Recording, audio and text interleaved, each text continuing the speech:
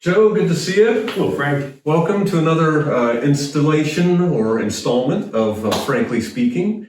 And I'm here with Joseph McLaughlin, longtime Sharon resident, Shenango attendee, and Penn State alum. Class of 75. Class of 1975. A long time ago. So 1975, I think I would have been 6 or something like that. I don't know. Back when they were in quarters, not even semesters. Well, lots of good memories we're going to share a few. And I know Joe, and this will come up in conversation professionally, having worked for his firm for a few years. But 50, so Joe, welcome. 50 years. Welcome. So you were with HHSDR, Architects and Engineers, Yes. for 50 years. Yes. So tell us about that.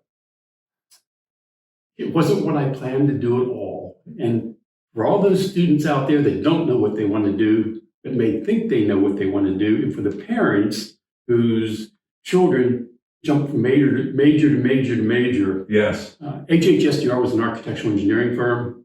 I had no intention of ever working in the architectural field. Isn't that interesting? Kind of got to it because of my brother. He wanted to be an architect his whole life, went to Kent State, had his own practice. He started here when he was in high school as a print boy after school every night. When he went to go to college, they asked my brother, "Do you know anybody that can replace you?" And my mother was real quick to say yes. First job I had was pulling weeds. For Here, HHSDR. first job, they used to have brick out front and myrtle beds all the way around the office.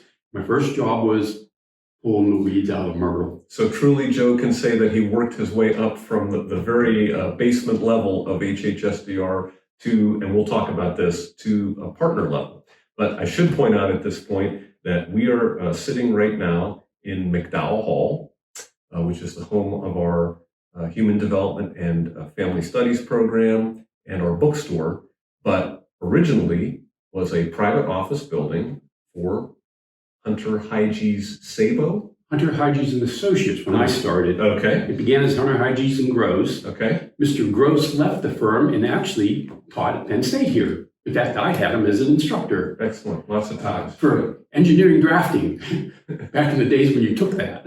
And then it became Hunter Hyges and Associates, and then eventually Hunter Hyges, Sabo, Douglas Rogers.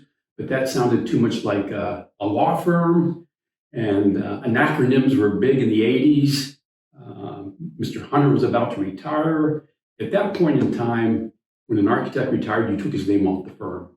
I see. There are all kinds of liability issues Yes. associated with your name being on the firm. Yes. So they changed it to HHSDR. We'd never have to change it again. Excellent. Excellent. So at what point did the firm leave this building and go to its current location on the corner of Shenango and Pitt? We left in 1990. Okay. Penn State owned most of the property around our office. Between us and Magner Black, who was in the building next door, we were all holdouts on selling our buildings. Well, eventually, when Mr. Hunter retired, Penn State made an offer that the firm couldn't refuse. And we moved down the street to what was then the Northwest Bank building. Yes. Which we designed in 1957. Yes. So talk about inheriting the sins of your father. We're still there today. And the firm is doing very well and has an office in Pittsburgh. And Joe, when did you, after working through professionally from doing lawn maintenance here to your partnership, talk a little bit about that, how you rose through the ranks. I started in 1968 as a sophomore in high school. Didn't even have a driver's license. I had walked down here for 3 years when it was junior high. I live up a little bit beyond the high school. When I graduated from junior high, I thought, hot dog, I'll never have to walk down here again. The next year, I get a job with HHSDR, and next thing you know, I'm walking here for 3 more years. When I graduated from high school, I thought, hot dog, I'm not going to walk that route anymore.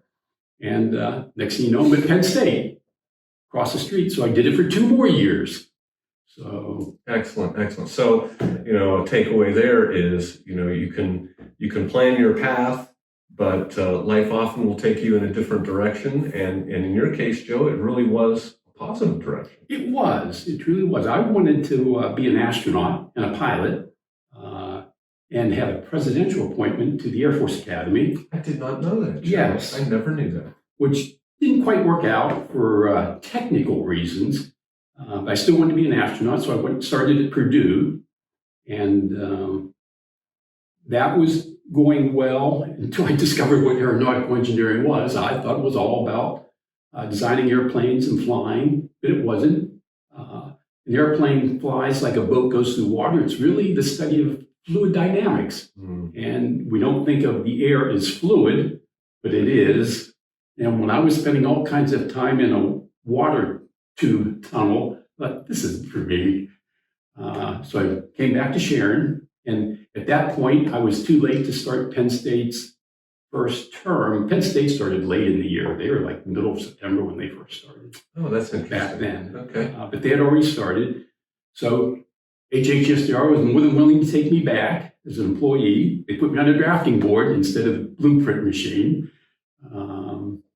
So I did that, and if I wasn't in school across the street at Penn State, I was at the drafting board, beginning to learn the trade. And Best way to do it. yeah, spent 2 years here, 2 years at University Park, which I would recommend to anybody. People seem to want to go to these big name schools. Not that Penn State's not a big name school, but they want to go to Harvard, they want to go to Yale, they want to go to MIT, Carnegie Mellon. I'll tell you, sometimes the best education is in your own backyard. And it truly was here.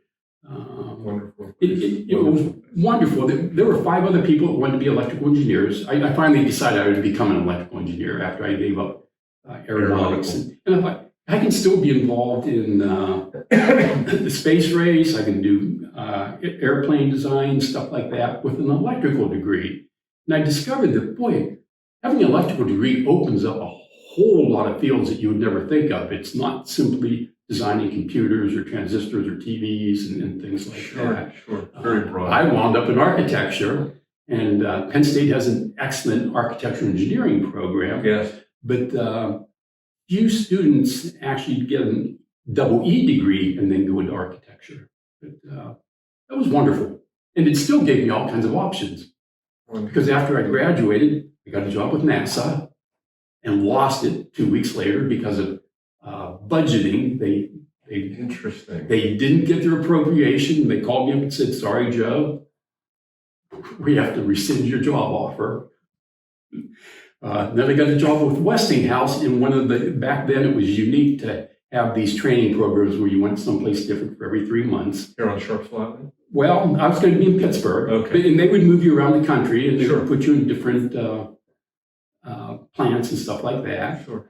And the week before I was supposed to go, I got a call and they said, "Joe, we have to hire a woman for this position. We can't hire you." There went my second job. And each time HHSDR was more than willing to take me back. Yeah. And Well, I landed there, and 50 years later, after becoming an associate and then finally a partner, I retired. I've seen Joe in action in meetings in the past, and you can tell the love of engineering that he has and the way he explains it. So just with all of that history, this is the first time sitting here with Joe that I heard that you actually had worked for NASA. You're one of 2 people that I personally know that Was hired worked by for- NASA. well, Yeah. hired technically, but still, it's just impressive story there. To test rocket engines Excellent. was going to be my position. In Florida, Actually, it was at the Ames Research Center. in Cleveland. Yes. Okay. All right. Very good. So, Excellent. So now you're retired. You've left HHSDR. Kind of dabble in some things, projects that you like to do. What do you do now in your time that you have away from work? How do you fill those hours? while I was still working, I was considering becoming a deacon in the Catholic Church. And our pastor said, "You know, Joe, there's a lot of things you can do around here other than being a deacon. Sure, sure. And boy, was he right. Yeah. Did all kinds of volunteer work at the church.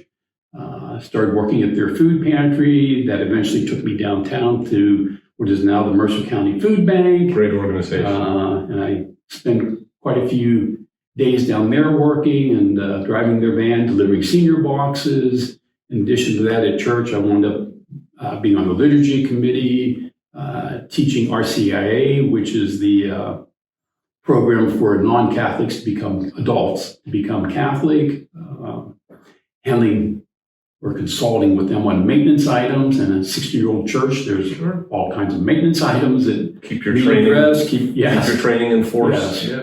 I was involved with John 23rd Nursing Home. I was on their board of directors. Yes, I remember that. For 21 years. I remember that, yes. So Excellent. So another takeaway in this brief discussion is that Joe really is philanthropic with his time. He really puts a lot of time in volunteering and doing meaningful work for multiple organizations and agencies. And folks like Joe, volunteers of all ages, are definitely people that the community needs. So I just want to thank you, Joe, for our brief time together, coming on down on campus on this beautiful Monday morning of graduation week, and certainly wish you well. And I'm sure I'll be seeing you around again soon.